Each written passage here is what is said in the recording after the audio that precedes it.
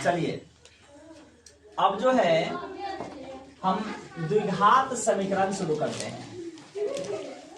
द्विघात समीकरण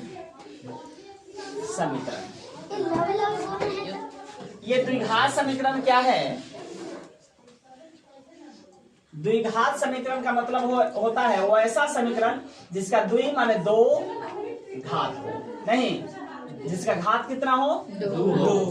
ठीक है, अर्थात इसका एग्जाम्पल होगा, जैसे सबसे पहले इसका व्यापक रूप देखते हैं क्या होता है। द्विघात समीकरण का व्यापक रूप क्या होता है?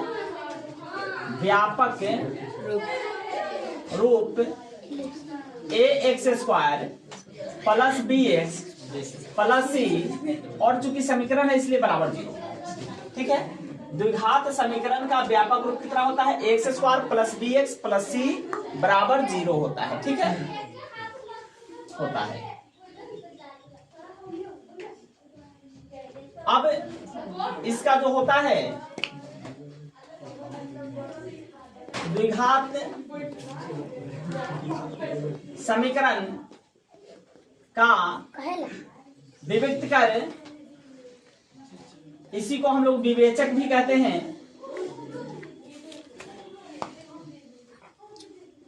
b बराबर b² माइनस 4ac विवेचक ज्ञात करने का फॉर्मूला होता है द्विघात समीकरण में। ठीक है, द्विघात समीकरण का विविक्त कर या विवेचक b बराबर क्या होता है? b² minus 4ac। ठीक है, अब देखिए इसमें नंबर 1 पॉइंट, यदि विवेचक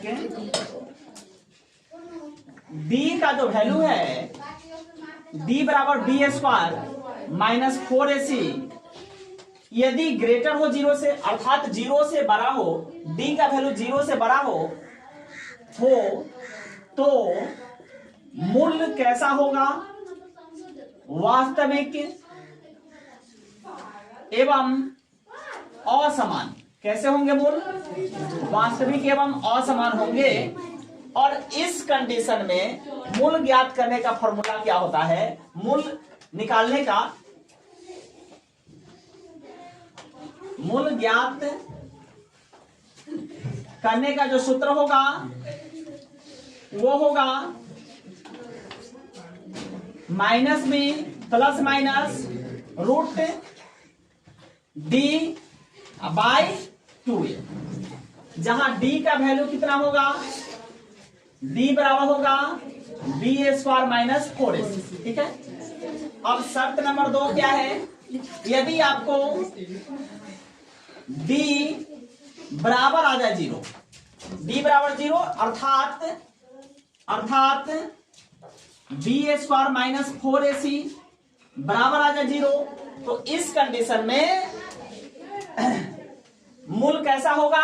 वास्तविक तो होगा बट असमान ना होकर समान हो जाएगा, यानी वास्तविक और समान होगा। हो तो